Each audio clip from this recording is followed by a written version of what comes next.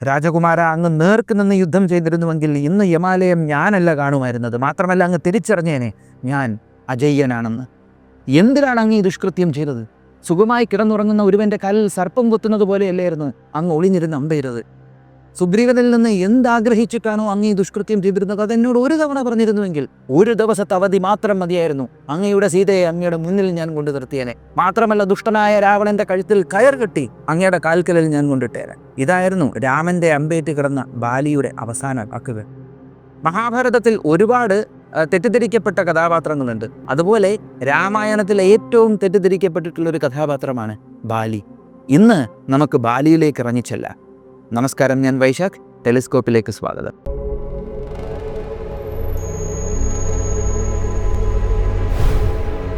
ബാലിക്ക് ഏറ്റവും കൂടുതൽ പ്രശസ്തി ആർജിച്ചിരുന്നത് ബാലിയുടെ അച്ഛനായ ഇന്ദ്രദേവൻ കൊടുത്തിരുന്ന പൊന്മാല അണിയുന്നത് കൊണ്ടും അതുപോലെ ബാലിക്കൊരു വരദാനമുണ്ടെന്നുമുള്ള പേരിലായിരുന്നു.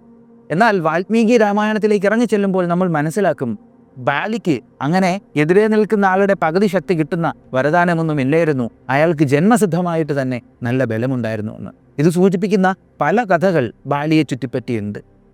പിന്നെ അതിലേറ്റവും കൂടുതൽ ശ്രദ്ധിക്കേണ്ട ഒരു കാര്യം എന്തെന്ന് വെച്ചാൽ, യുദ്ധമെല്ലാം കഴിഞ്ഞതിന് ശേഷം അഗസ്ത്യമുനി, അത്രത്തോളം ഒരു വലിയ മഹാമുനി, ആ ആചാര്യൻ ശ്രീരാമചന്ദ്രനോട് പറയുന്നുണ്ട്, 3 ലോകത്തിലും ബാലിക്ക് തുല്യമായ ബലമുള്ളവൻ മറ്റാരും തന്നെ ഇല്ല എന്ന്. അഗസ്ത്യമുനി പറഞ്ഞതിൽ നിന്ന് ഒരു കാര്യം നമുക്ക് ഉറപ്പിക്കാം, ബലബലമൊന്നുമില്ലാതെ തന്നെ ബാലി ശക്തനായിരുന്നുവെന്ന്. അതിനെ സൂചിപ്പിക്കുന്ന ഒരു കഥയിൽ നിന്ന് തന്നെ ഈ കഥാപാത്ര നിരൂപണം നമുക്ക് തുടങ്ങാം. ബാലിയും രാവണനും തമ്മിലുള്ള ഏറ്റുമുട്ടൽ അത് വളരെ പ്രശസ്തമാണ്, കേൾക്കാൻ നല്ല രസമുള്ള ഒരു കഥയുമാണ്. എന്നാൽ വാൽമീകി രാമായണത്തിൽ വായിക്കുമ്പോൾ അതിൽ നമ്മൾ ശ്രദ്ധിക്കുന്ന ചില ഭാഗങ്ങളുണ്ട്. അതും കൂടെ ഉൾപ്പെടുത്തി തന്നെ അത് പറയേണ്ടിയിരിക്കുന്നു. രാവണൻ ശക്തനായ ഒരുവൻ എവിടെയുണ്ടെന്ന് കേട്ടാലും അവിടെ ചെന്ന് അവനെ പോരിന് വിളിക്കും. എന്നിട്ട് യുദ്ധത്തിൽ അവനെ പരാജയപ്പെടുത്തും. ഇത് രാവണന്റെ ഒരു രീതിയായിരുന്നു. അങ്ങനെ ഇരിക്കെയാണ് ബാലി എന്ന കിഷ്കിന്ധ രാജാവിനെ കുറിച്ച് അദ്ദേഹം അറിയുന്നത്. ബാലിയെ കീഴ്പ്പെടുത്തി കിഷ്കിന്ധയിലും തൻ്റെ മേൽക്കോയ്മ കാണിക്കണം എന്ന ആഗ്രഹത്തോടു കൂടിയാണ് രാവണൻ അവിടെ വന്നത്. വന്നുടനെ തന്നെ രാവണൻ വീരവാദം മുഴക്കി തുടങ്ങി. എനിക്ക് എതിർക്കാനായി അവനെ എൻ്റെ മുന്നിൽ കൊണ്ടുവന്നാലും ആരും തന്നെ എതിർക്കാൻ ശക്തനായിട്ടുള്ളവർ. അപ്പോൾ അവിടെയുള്ള എല്ലാവരും ബഹുമാനത്തോടു കൂടിയാണ് രാവണനെ സ്വീകരിച്ചത്. ബാലിയുടെ മകൻ ഉൾപ്പെടെ എല്ലാവരും ബഹുമാനത്തോടു കൂടി രാവണനെ സ്വീകരിച്ചു. എന്നിട്ട് രാവണനോട് പറഞ്ഞു, നിന്നെ എതിർക്കാൻ കെൽപ്പുള്ളവനായിട്ട് നമ്മുടെ രാജാവ് മാത്രമേ ഉള്ളൂ, സാക്ഷാൽ ബാലി. അദ്ദേഹം ഇപ്പോൾ സന്ധ്യാവന്ദനത്തിന് 4 സമുദ്രങ്ങളിലേക്ക് പോയേക്കാണ്. സന്ധ്യാവന്ദനം കഴിഞ്ഞിട്ടാണ് അദ്ദേഹം വരുന്നത്. അതിനുശേഷം നിനക്കാകുവോളം അദ്ദേഹവുമായിട്ട് പോരടിക്കാം. പക്ഷേ ഒരു കാര്യം ഞാനൊന്ന് ഓർമ്മിപ്പിക്കുന്നു, അദ്ദേഹവുമായിട്ട് പോരാടുന്ന ആ സമയം വരെ മാത്രമേ നിൻ്റെ വിജയം ഉണ്ടാവുകയുള്ളൂ. അതിനുശേഷം നീ അദ്ദേഹത്തിൻ്റെ മുന്നിൽ പരാജയപ്പെടുക തന്നെ ചെയ്യും. അതുകൊണ്ട് രാക്ഷസ രാജാവെ, അങ്ങിവിടെ ഇരുന്നിട്ട് ഈ മല കണ്ടോ, ഈ വെളുത്ത മല, ഇത് നമ്മുടെ രാജാവായ ബാലി അദ്ദേഹം വധിച്ചിട്ടുള്ള അദ്ദേഹത്തിൻ്റെ ശത്രുക്കളുടെ അസ്ഥികൂടമാണ്. ഇതും കണ്ടുകൊണ്ട് അങ്ങ് ഈ പാനീയവും കുടിച്ചുകൊണ്ടിരിക്കാൻ പറഞ്ഞു. രാവണൻ ഇത് ഒട്ടും ഇഷ്ടപ്പെട്ടില്ല. ആർക്കും ഇഷ്ടപ്പെടത്തില്ലല്ലോ.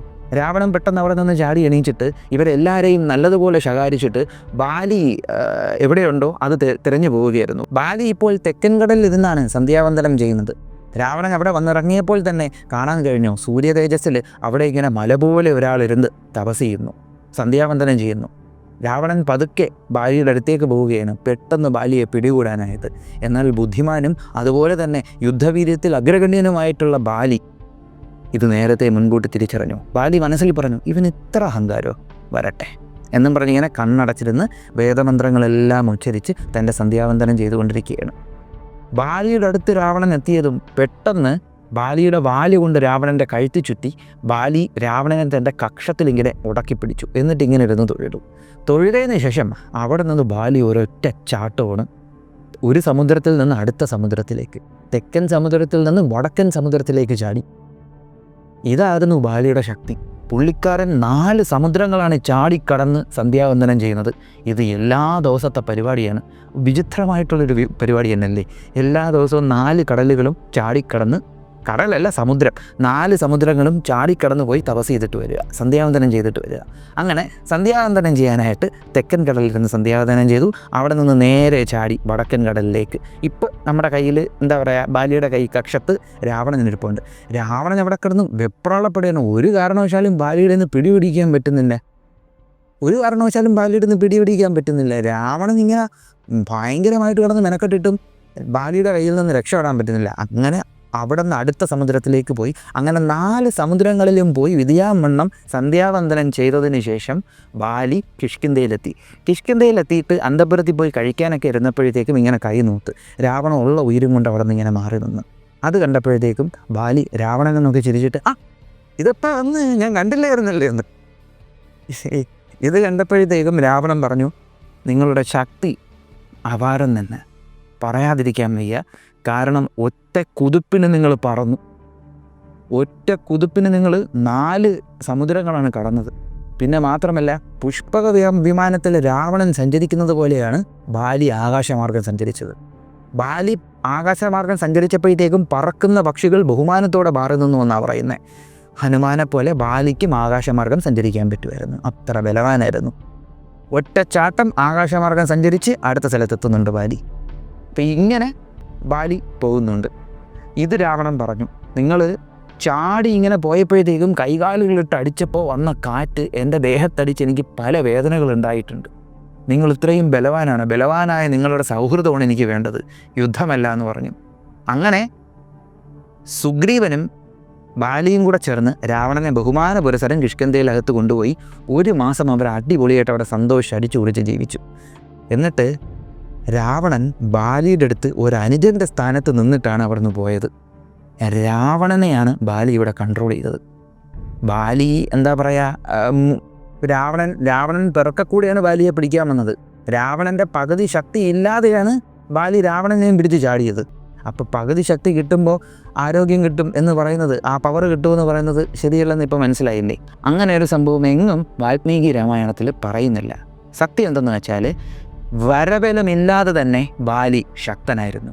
ബാലി ആകാശമാർഗം സഞ്ചരിക്കുമ്പോൾ പർവ്വതങ്ങൾ പോലും വഴിമാറി കൊടുക്കുമെന്നാണ് പറഞ്ഞത്. അതായത് അത്രയും ഗംഭീരമായിട്ടാണ് ബാലിയുടെ സഞ്ചാരം. പിന്നത് മാത്രമല്ല, ഭയങ്കരമായിട്ട് ഓവർ റേറ്റഡ് ആയിട്ടുള്ള ഒരു കഥാപാത്രമാണ് ഇന്ദ്രജിത്ത്, മേഘനാഥൻ. സംഭവം സൂപ്പറൊക്കെ തന്നെയാണ്, ഒന്നാന്തരം പോരാളിയൊക്കെ തന്നെയാണ്. പക്ഷേ പുള്ളിക്കാരൻ തൻ്റെ എന്താ പറയുക മായാപ്രയോഗങ്ങൾ കൊണ്ടാണ് മിക്ക സ്ഥലത്തും വിജയം നേടിയിട്ടുള്ളത്. ഇത് പറയാൻ കാര്യം എന്തെന്നറിയോ? ഒരിക്കലേ മേഘനാഥൻ ബാലിയുടെ മകനായിട്ടുള്ള അങ്കദനുമായിട്ട് ഫേസ് ടു ഫേസ് വന്നിട്ടുണ്ട്. ആ പോരാട്ടത്തിൽ അങ്കദൻ മേഘനാഥൻ്റെ പേര് തകർത്ത് പുള്ളിക്കാരനെ ഓടിച്ചിട്ടുണ്ടായിരുന്നു. അങ്ങനെയുള്ള പുള്ളി ബാലിയുടെ അടുത്ത് വന്നുള്ള കാര്യം ഒന്ന് ആലോചിച്ച് നോക്കിയാണ്. ബാലിയെ ചിലപ്പോൾ പുള്ളിക്കാരെ എഫിഷ്യൻ്റായിട്ട് അമ്പ് ചെയ്യുമായിരിക്കും, പക്ഷെ അത് കൊള്ളണമെന്ന് യാതൊരുവിധ നിർബന്ധമില്ല. കാരണം ബാലി നല്ല സ്പീഡാണ്, പുള്ളിക്ക് നല്ല അജിലിറ്റിയും നല്ല ശക്തിയും നല്ല സ്പീഡുള്ള ആളാണ് ബാലി. 3 ലോകത്തിലും ബാലിക്ക് തുല്യം ബലമുള്ള ഒരാൾ ഇല്ലെന്ന് അഗസ്ത്യമുനി വരെ പറയുന്നുണ്ട്. ബാലി, ഹനുമാൻ ഇവർ രണ്ടുപേരുമായിരുന്നു ബലത്തിൻ്റെ കാര്യത്തിൽ ടോപ്പ്. ഇതിൽ യുദ്ധവീര്യത്തിൻ്റെ കാര്യം, ഈ എന്താ പറയുക യുദ്ധഭൂമിയിലുള്ള കഴിവിൻ്റെ കാര്യം, അതിൽ ബാലി തന്നെയാണ് മുൻപന്തിയിൽ നിന്നിരുന്നത്. അപ്പോൾ ഇന്ദ്രജിത്ത് ബാലിയെ ഒരു അമ്പ ചെയ്ത് ബാലി ഇതൊന്ന് രക്ഷപ്പെടുകയാണെങ്കിൽ അടുത്ത സെക്കൻഡ് ഇന്ദ്രജിത്ത് പടമാവും. ഒന്നുമില്ലെങ്കിലും ബാലി ഇന്ദ്രജിത്തിനെ കഴുത്തിൽ വാലിയും കെട്ടി കഴുത്തിൽ വാല് കെട്ടിയിട്ട് അവിടെ നിന്ന് ചാടി ഓരോ രാജ്യത്തോട് ഇട്ടിട്ട് വരെയെങ്കിലും ചെയ്യും. അവിടെ നിന്ന് അവൻ വരണ്ടേ? അപ്പോൾ ഒരിക്കലും പറയാൻ പറ്റത്തില്ലത് ബാലി എത്രത്തോളം ശക്തനായിട്ടുള്ള ഒരാളായിരുന്നു. നമുക്കിതൊരിക്കലും പല മോഡേൺ ഇൻ്റർപ്രിട്ടേഷൻസിലും കാണാൻ കഴിയത്തില്ല. അത് വാൽമീകി രാമായണത്തിൽ പോയാലേ മനസ്സിലാവത്തുള്ളൂ. ഇതുപോലെ തന്നെ ബാലിയുടെ ശക്തി സൂചിപ്പിക്കുന്ന മറ്റൊരു കഥയും കൂടെ ഉണ്ട്. അതുകൂടെ പറഞ്ഞിട്ടേ നമുക്ക് കുറച്ചുകൂടെ മുന്നോട്ട് പോകാൻ പറ്റുള്ളൂ. ആ കഥ എന്താണെന്ന് വെച്ചാൽ, ഒരിക്കൽ ബാലി തൻ്റെ ഭവനത്തിൽ സുഖമായി കിടന്നുറങ്ങിയായിരുന്നു. ഈ സമയത്താണ് ദുന്ദുബി എന്നും പറഞ്ഞൊരു അസുരൻ അവിടെ എത്തുന്നത്. ഒരു വലിയ കാളക്കൂറ്റൻ്റെ രൂപത്തിലാണ് ആ അസുരൻ അവിടെ എത്തിയത്. കാളയോ പോത്തോ എന്തിൻ്റെ രൂപത്തിൽ അവിടെ എത്തി. അപ്പോൾ ഈ ഒരു ദുന്ദുബി ഉണ്ടല്ലോ, ഇതിനു മുമ്പ് പല ആളുകളോട് പോയി യുദ്ധത്തിന് പോർ വിളിച്ചു. ശക്തരായിട്ടുള്ള ആളുകളുമായിട്ട് പോരാടണം. അതുകൊണ്ട് ആദ്യം ദുന്ദുബി എന്നത് സമുദ്രദേവൻ്റെ അടുത്താണ്. സമുദ്രത്തിൻ്റെ അടുത്ത് പറഞ്ഞു, ഇറങ്ങി വന്ന് എൻ്റെ കൂടെ ഫൈറ്റ് ചെയ്യാൻ. സമുദ്രം പറഞ്ഞ്, എൻ്റെ അടുത്ത് വേണ്ട, ഒരു കാര്യം ചെയ്യും, ഹിമവാൻ്റെ അടുത്ത് പോകും, ഹിമാലയത്തിൻ്റെ അടുത്ത് പോകും, അദ്ദേഹം വളരെ ശക്തനാണ് എന്ന് പറഞ്ഞു. അപ്പോൾ ഹിമാലയത്തിൻ്റെ അടുത്ത് ചെന്നപ്പോൾ ഹിമവാൻ എന്ന രാജാവ് പറഞ്ഞു, എന്നോട് നീ പോരാടണ്ട, നിനക്ക് പോരാടാൻ പറ്റിയ ഒരാൾ ബാലിയാണ്, ബാലിയെടുത്ത് എല്ലാം പറഞ്ഞ്. അപ്പോൾ ഈ ഒരു ദുന്ദുബി എന്ന് പറയുന്ന ആൾ നേരെ അങ്ങനെ കിഷ്കിന്ധയിൽ ചെന്നിട്ട് ബഹളവും വെപ്രാളമൊക്കെ തുടങ്ങി. ബാലി സുഖമായിട്ട് കിടന്നുറങ്ങിയായിരുന്നു. ശല്യം സഹിക്കാൻ വയ്യാതെ പുറത്തിറങ്ങി നോക്കിയപ്പോഴത്തേക്ക് അങ്ങനെ ബാലിയും ബാലിയുടെ വൈഫ് താരയും എല്ലാവരും കൂടെ പുറത്തിറങ്ങിയിട്ട് ഇങ്ങനെ നിന്നപ്പോഴത്തേക്കും ഈ ദുന്ദുബി പോത്തിൻ്റെ രൂപത്തിലാണല്ലോ, കൊമ്പിട്ടൊക്കെ ഇങ്ങനെ കുലുക്കി ഭയങ്കര ഒരു ദേഷ്യവും കാണിച്ച് ഇരിക്കുകയാണ്. ഉടനെ ബാലി പറഞ്ഞ്, ബാലിക്ക് കണ്ടപ്പോൾ തന്നെ മനസ്സിലായി ദുന്ദുബിയാണെന്ന്. ഉടനെ തന്നെ ബാലി ചോദിച്ചു, നിന്നെ എനിക്ക് മനസ്സിലായി, നീ ദുന്ദുബിയല്ലേ? നീ എന്തിനാണ് ഈ രാത്രി സമയത്ത് ഇവിടെ വന്നിരുന്ന് ഇത്രയും പരിപാടികളൊക്കെ കാണിച്ച് എൻ്റെ ഗോപുരമൊക്കെ ഇടിച്ച് കളയാൻ നോക്കുന്നത്? നിനക്ക് എന്ത് സന്തോഷമാണ് കിട്ടുന്നത്?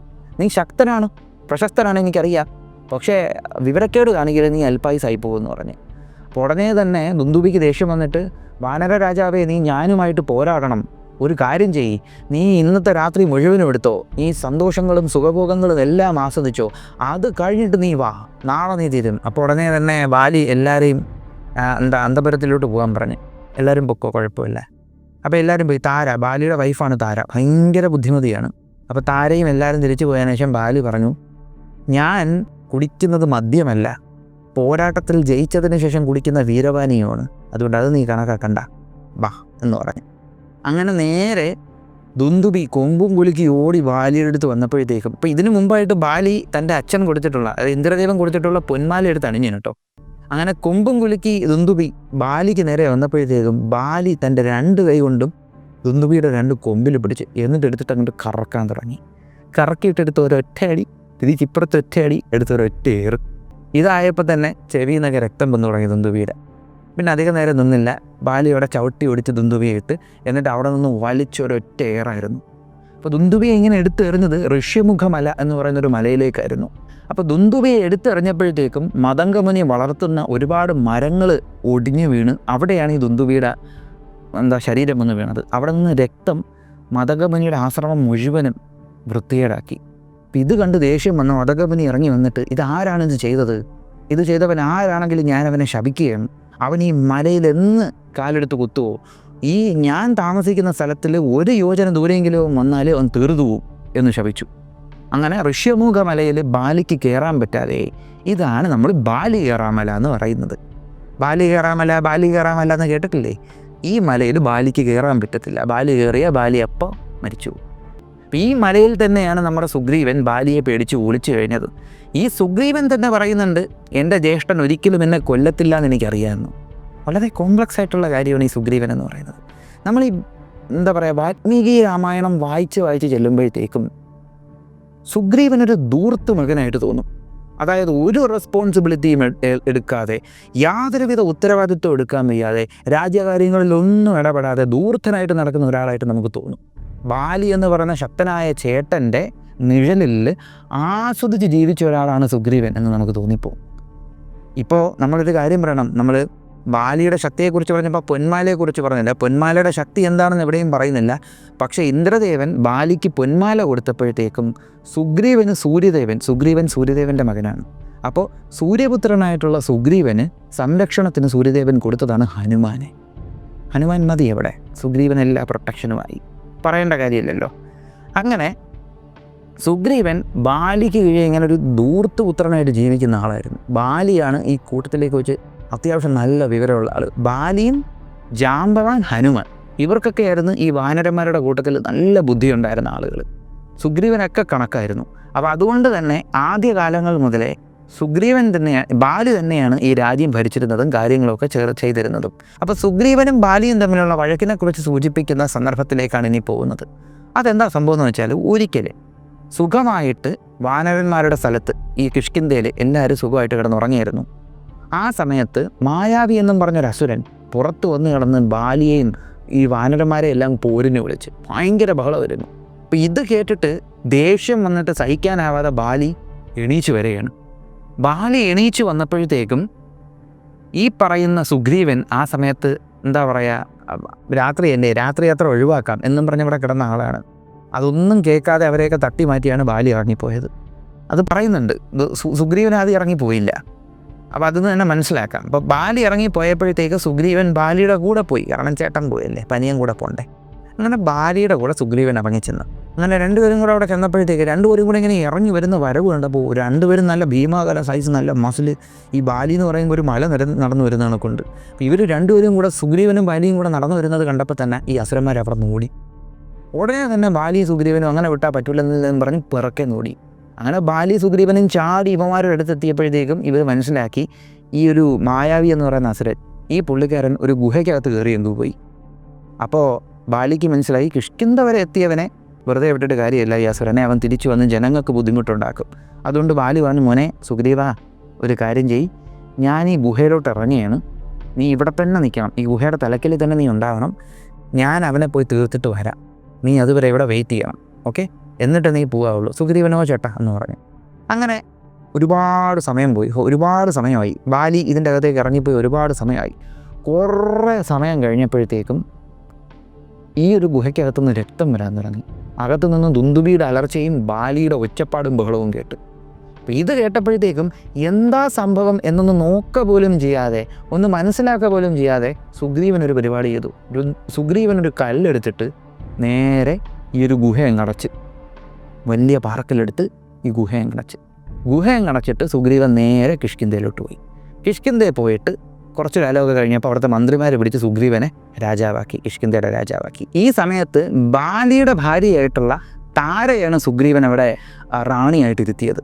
അപ്പോൾ കുറച്ച് കാലം ഇങ്ങനെ കഴിഞ്ഞു. സുഗ്രീവൻ ഇങ്ങനെ രാജ്യഭരണത്തിലേക്ക് ഇങ്ങനെ ആസ്വദിച്ചിരിക്കുന്ന സമയം കുറച്ച് കഴിഞ്ഞപ്പോഴത്തേക്കും ഈ ഒരു കൊട്ടാരത്തിൻ്റെ അകത്തേക്ക്, കൊട്ടാരം മീൻസ് ഇവരിയ്ക്കുന്ന സ്ഥലത്തേക്ക് ബാലി ചവിട്ടി കയറുകയാണ്. ബാലി വരുമ്പോൾ കാണുന്ന കാഴ്ച തൻ്റെ സിംഹാസനത്തിൽ അനിയൻ കയറിയിരിക്കുന്നത്, അവൻ്റെ കയ്യിൽ കിരീടവും.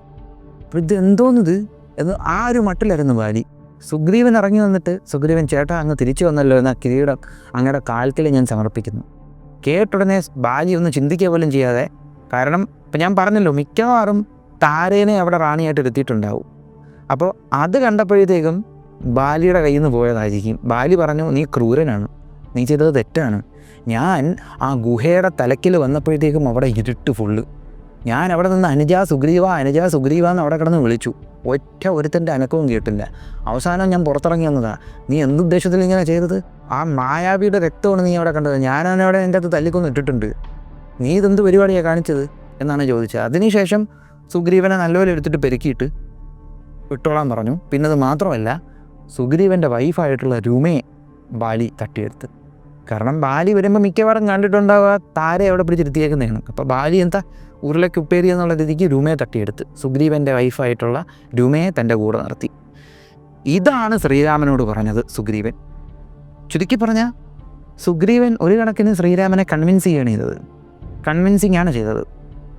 അപ്പോൾ ശ്രീരാമചന്ദ്രൻ ഇത്ര മാത്രമേ അദ്ദേഹം ചിന്തിച്ചുള്ളൂ. ആ സമയത്ത് അദ്ദേഹത്തിൻ്റെ മാനസികാവസ്ഥ എന്താണ്? അദ്ദേഹത്തിൻ്റെ ധർമ്മപത്നിയെ ഒരാൾ തട്ടിക്കൊണ്ടുപോയേക്കാണ്. അപ്പോൾ പത്നി പോയ ദുഃഖമെന്തെന്ന് ഏറ്റവും നല്ലതുപോലെ അറിയാവുന്ന ആളാണ് ഇപ്പോൾ ശ്രീരാമചന്ദ്രൻ. അപ്പോൾ ആ ഒരു ചിന്തയിൽ അദ്ദേഹം സുഗ്രീവൻ പറഞ്ഞ കാര്യങ്ങൾ മുഴുവനും കേട്ടു. അപ്പോൾ പൂർണ്ണമായിട്ട് സുഗ്രീവൻ പറഞ്ഞ കാര്യങ്ങളെല്ലാം വിശ്വസിച്ച ശ്രീരാമചന്ദ്രൻ്റെ കൺമുന്നിൽ ബാലി തെറ്റുകാരനായി, ബാലി അധർമ്മിയായി. ചുരുക്കി പറഞ്ഞാൽ ആ സമയത്ത് ശ്രീരാമൻ്റെ ഒരു കാഴ്ചപ്പാടെന്ന് പറയുമ്പോഴത്തേക്കും ഒരു അധർമ്മിയെ പിന്നിൽ നിന്നോ എവിടെ നിന്ന് വേണേലും അമ്പെയ്ത് വീഴ്ത്താം. അധർമ്മിയാണല്ലോ അവനെ എങ്ങനെ വേണേലും നമുക്ക് വീഴ്ത്താം എന്നുള്ളൊരൊറ്റ ചിന്ത മാത്രമേ ശ്രീരാമൻ ഉണ്ടായിരുന്നുള്ളൂ. അങ്ങനെയാണ് ശ്രീരാമൻ ബാലിയെ മറഞ്ഞിരുന്ന് അമ്പെയ്തത്. പിന്നെ അത് മാത്രമല്ല, ശ്രീരാമൻ പറയുന്നുണ്ട്, പല കാരണങ്ങൾ പറയുന്നുണ്ട്. അതിലെ ചില കാരണങ്ങൾ ഇതാണ്. ഒന്നാമത്തെ കാര്യം അധർമ്മിയായതുകൊണ്ട്. രണ്ടാമത്തെ കാര്യം ബാലി എന്ന് പറയുമ്പോഴത്തേക്കും മനുഷ്യന്മാർ അതുപോലെ രാജാക്കന്മാരെല്ലാം നായാട്ടിന് പോകുമല്ലോ, വേട്ടയ്ക്ക് പോകുമല്ലോ. അതുപോലെ ഞാൻ വീഴ്ത്തിയതാകാം, അതുകൊണ്ടത് ഒരിക്കലും അധർമ്മമാകത്തില്ല എന്നൊക്കെ പറയുന്നുണ്ട്. അപ്പം നമുക്കൊരു സംശയം തോന്നും, ശ്രീരാമചന്ദ്രൻ വിഷ്ണു അല്ലേ? അതെ, ശ്രീരാമചന്ദ്രൻ വിഷ്ണുവാണ്. അത് ഏറ്റവും കൂടുതൽ അറിയാവുന്ന ആളായിരുന്നു രാവണൻ ഒരിക്കൽ ദിഗ്വിജയത്തിന് പോയ സമയത്ത് ഒരു ദ്വീപിൽ ഒരു രൂപം കണ്ടു. ആ രൂപവുമായിട്ട് പോരാടാൻ രാവണൻ ചെന്നപ്പോഴാണ് രാവണൻ അടുക്കാൻ പറ്റുന്നില്ല, അത്രത്തോളം തേജസ്. പിന്നീടാണ് രാവണൻ അറിയുന്നത് അത് വിഷ്ണുവാണെന്നും ശ്രീരാമചന്ദ്രൻ വിഷ്ണുവിൻ്റെ അവതാരമാണെന്നും അതുപോലെ വിഷ്ണുവുമായിട്ട് പോരാടണമെന്നുള്ളൊരാഗ്രഹവും കൂടെ കൊണ്ടാണ് രാവണൻ ഇതെല്ലാം കാണിച്ചതെന്നും പറയുന്നുണ്ട്. അപ്പോൾ ശ്രീരാമചന്ദ്രൻ മഹാവിഷ്ണുവിൻ്റെ അവതാരമായിട്ട് അദ്ദേഹത്തിന് തെറ്റ് പറ്റുമോ? പറ്റും. ശ്രീരാമചന്ദ്രൻ്റെ മാനുഷികമായിട്ടുള്ള തെറ്റുകൾ പറ്റും. കാരണം അദ്ദേഹം ഒരു മനുഷ്യനായിട്ടാണ് ജീവിച്ചത്. ഞാനൊരു സ്ഥലത്ത് കേട്ടുകേൾവിയുള്ളൊരു കാര്യമാണ്, കേട്ടറിഞ്ഞൊരു കാര്യമാണ്. മഹാവിഷ്ണുവിൻ്റെ എല്ലാ അവതാരങ്ങളിലും നരാംശവും ഉണ്ടാവും, നാരായണാംശവും ഉണ്ടാവും. ഈ നരാംശമാണ് ഹ്യൂമൻ ഇമോഷൻസ്, മറ്റ് കാര്യങ്ങളെല്ലാം. നാരായണാംശം എന്ന് പറയുമ്പോഴത്തേക്കും 100% ബ്രഹ്മബോധം. ശ്രീരാമചന്ദ്രനിൽ നരാംശവും ഉണ്ടായിരുന്നു, നാരായണാംശവും ഉണ്ടായിരുന്നു. ഇപ്പം നരാംശം ഹ്യൂമൻ ഇമോഷൻസ്, മാനുഷികമായിട്ടുള്ള തെറ്റുകളെല്ലാം ശ്രീരാമന് പറ്റുമായിരുന്നു. ശ്രീരാമന് ഫ്യൂച്ചറും പാസ്റ്റും ഒന്നും അറിയാൻ പറ്റത്തില്ല. പ്രസൻറ്റിൽ നടക്കുന്ന കാര്യങ്ങൾ, നമ്മൾ മനുഷ്യരെ പോലെ മാത്രമേ ശ്രീരാമചന്ദ്രന് പ്രസൻറ്റിൽ നടക്കുന്ന കാര്യങ്ങളെ അറിയാൻ പറ്റുമായിരുന്നുള്ളൂ. ഭൂമിയിൽ അവതരിച്ച ആളുകളിലേക്ക് വെച്ച് ഫ്യൂച്ചറും പാസ്റ്റും അറിയാൻ കെൽപ്പുണ്ടായിരുന്ന ഒരേ ഒരു അവതാരമേ ഉള്ളൂ, അതാണ് ശ്രീകൃഷ്ണൻ, വാസുദേവൻ ശ്രീകൃഷ്ണൻ. കാരണം ശ്രീരാമചന്ദ്രൻ നരാംശവും നാരായണാംശവുമുള്ള അവതാരമായിരുന്നുവെങ്കിൽ ശ്രീകൃഷ്ണൻ പൂർണ്ണാവതാരമാണ്. ശ്രീകൃഷ്ണൻ 100% മഹാവിഷ്ണുവാണ്, 100% നാരായണനാണ് ശ്രീകൃഷ്ണൻ.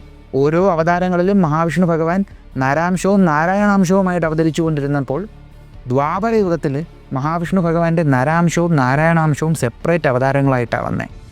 നരാംശമായിട്ട് അർജുനനും നാരായണാംശമായിട്ട് ശ്രീകൃഷ്ണനും. അതുകൊണ്ടാണ് ശ്രീകൃഷ്ണനെ എന്താ പറയുക പൂർണ്ണാവതാരമെന്നും ശ്രീകൃഷ്ണ പരമാത്മാവെന്നും എല്ലാം വിളിക്കുന്നത്. ശ്രീകൃഷ്ണന് മാത്രമേ ഫ്യൂച്ചർ പാസ്റ്റ് എല്ലാം അറിയാൻ പറ്റുമായിരുന്നുള്ളൂ. അതുകൊണ്ട് തന്നെയാണ് അമാനുഷികമായിട്ടുള്ള ശക്തികൾ എല്ലാം ശ്രീകൃഷ്ണനുണ്ടായിരുന്നത്. മഹാഭാരതത്തിലെ എല്ലാ കാര്യങ്ങളും ശ്രീകൃഷ്ണന് അറിയാമായിരുന്നു.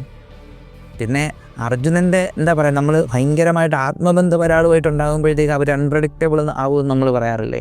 അതുപോലെ ചില സമയങ്ങളിൽ അർജുനൻ്റെ ഇമോഷൻ കാരണം പുള്ളിക്കാരൻ അൺപ്രഡിക്റ്റബിൾ ആകുമോ എന്ന് ഒരു ഇത് മാത്രമേ ശ്രീകൃഷ്ണന് വന്നിട്ടുള്ളൂ. അല്ലാത്ത സമയങ്ങളിലെല്ലാം ശ്രീകൃഷ്ണന് ഫ്യൂച്ചർ പാസ്റ്റ് എല്ലാം അറിയാമായിരുന്നു. നിങ്ങൾ നോക്കിയാൽ മതി, പല രാജാക്കന്മാർക്കും അബദ്ധങ്ങൾ പറ്റിയിട്ടുണ്ട് ഇല്ലേ, തെറ്റുകൾ പറ്റിയിട്ടുണ്ട്. യുധിഷ്ഠിരന് അബദ്ധങ്ങൾ പറ്റിയിട്ടുണ്ട്, ശാന്തനുവിന് അബദ്ധങ്ങൾ പറ്റിയിട്ടുണ്ട്, അതുപോലെ ദുര്യോധനന് അബദ്ധങ്ങൾ പറ്റിയിട്ടുണ്ട്. അതുപോലെ ഏതൊക്കെ രാജാക്കന്മാരെടുത്ത് നോക്കിയോ രാവണന് അബദ്ധം പറ്റിയിട്ടുള്ളത്, രാവണന് പറ്റിയിട്ടുള്ള അബദ്ധങ്ങൾക്ക് വേറെ ആർക്കും അബദ്ധങ്ങൾ പറ്റിയിട്ടില്ല. അതുപോലെ തന്നെ ശ്രീരാമചന്ദ്രനും അബദ്ധങ്ങൾ പറ്റിയിട്ടുണ്ട്. മനുഷ്യാവതാരമായിരുന്നു അദ്ദേഹം, മനുഷ്യനായിട്ട് അവതരിച്ച ആളാണ് അദ്ദേഹം. പക്ഷേ ശ്രീകൃഷ്ണന് അബദ്ധങ്ങൾ പറ്റിയത് വളരെ കുറവാണ്.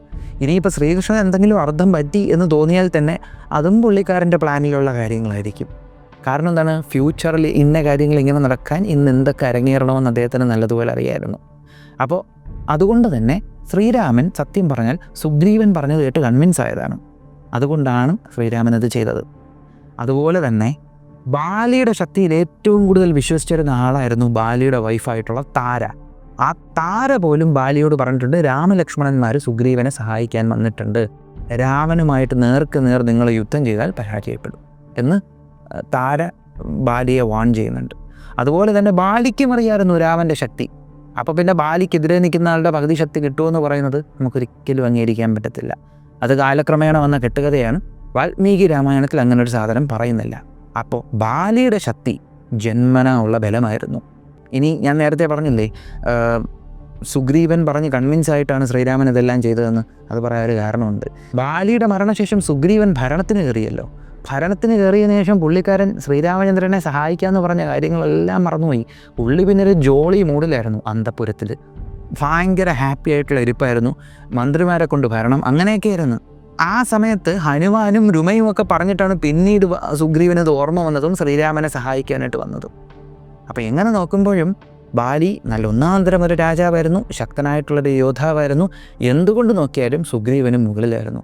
സത്യം പറഞ്ഞാൽ ചില കഥകൾ കേട്ടിട്ടുണ്ടല്ലോ, ഹനുമാൻ്റെ അടുത്ത് ബാലിക്ക് അസൂയ ഉണ്ടായിരുന്നു, സുഗ്രീവൻ്റെ അടുത്ത് ബാലിക്ക് ദേഷ്യം ഉണ്ടായിരുന്നു. അങ്ങനെ ഒന്നുമില്ല. ഇവർ മൂന്നുപേരും ഹാപ്പി ആയിട്ടാണ് ജീവിച്ചത്, ജോളിയായിട്ടാണ് ഇവർ മൂന്നുപേരും ജീവിച്ചത്. ഈ ഗുഹയ്ക്കകത്തോട്ട് ബാലി പോയതിന് മുമ്പ് വരെ ഇവർക്കിടയിൽ ഒരു പ്രശ്നമില്ലായിരുന്നു. ഗുഹയ്ക്കകത്ത് ബാലി പോയതും സുഗ്രീവൻ കുറേ നേരം നിന്നിട്ട് കല്ലെടുത്ത് വെച്ച് അടച്ചതുമാണ് പ്രശ്നമായത്. പിന്നെ ബാലിയുടെ ശക്തിയെക്കുറിച്ച് സുഗ്രീവൻ തന്നെ പറയുന്നൊരു കാര്യമുണ്ട്. ബോറടിക്കുമ്പോഴത്തേക്കും മലയുടെ മുകളിൽ പോയിട്ട് മലയുടെ മുകൾ ഭാഗം പിഴുതെടുത്തിട്ട് ഇങ്ങനെ അമ്മാനോടി കളിക്കുമെന്ന്. എക്സസൈസ്. അത്രത്തോളം ശക്തനായിരുന്നു ഈ പറയുന്ന ബാലി. അപ്പം നമുക്കിത് മോഡേൺ ഇൻ്റർപ്രിട്ടേഷൻസിന് ബാലിയെ വളരെ ക്രൂരനായിട്ടും വരബലം കൊണ്ട് മാത്രം ശക്തനാകുന്ന ഒരാളുമായിട്ടൊക്കെയാണ് കാണിച്ചിരുന്നത്. അങ്ങനെ വരബലം കൊണ്ട് ശക്തനാകുന്ന ഒരാളായിരുന്നു ബാലിയെങ്കിൽ ഒരിക്കലും ബാലിയുടെ മകനായിട്ടുള്ള അംഗദന് അത്രയും ശക്തി വരത്തില്ലായിരുന്നു. അംഗദൻ്റെ കാലനകാൻ നോക്കിയൊരു കഥയൊക്കെ ഉണ്ട്, നല്ല രസമാണ്. അപ്പോൾ ഇതാണ് ബാലിയെക്കുറിച്ചുള്ള ചില വിശേഷങ്ങൾ. അതുപോലെ തന്നെ നിങ്ങൾക്ക് ഏതെങ്കിലും ഒരു പർട്ടിക്കുലർ ടോപ്പിക്കിനെ കുറിച്ച് കണ്ടൻറ്റ് ചെയ്യണമെന്ന് ആഗ്രഹമുണ്ടെങ്കിൽ ഉറപ്പായിട്ടും കമൻറ്റ് ചെയ്തേക്കുക. അപ്പോൾ ഈ ഒരു വീഡിയോ നിങ്ങൾക്ക് ഇഷ്ടമായെന്ന് വിശ്വസിക്കുന്നു. നിങ്ങളുടെ അഭിപ്രായങ്ങളൊന്ന് കമൻറ്റ് ചെയ്തേക്കുക. നമ്മുടെ ചാനലിലേക്ക് നിങ്ങൾ ആദ്യമായിട്ടാണ് വരുന്നതെങ്കിൽ ഒന്ന് സബ്സ്ക്രൈബ് ചെയ്തേക്കുക. നമ്മുടെ ചാനലിലെ കണ്ടൻറ്റുകൾ നിങ്ങൾക്ക് ഇഷ്ടപ്പെടുന്നുണ്ടെങ്കിൽ നിങ്ങളുടെ ബന്ധുമിത്രാദികൾക്കും പറ്റുമെങ്കിൽ ശത്രുക്കൾക്കും ഒന്ന് അയച്ചു കൊടുക്കുക. മറ്റൊരു വീഡിയോയിൽ മറ്റൊരു കണ്ടൻറ്റുമായി കാണുന്നതുവരെ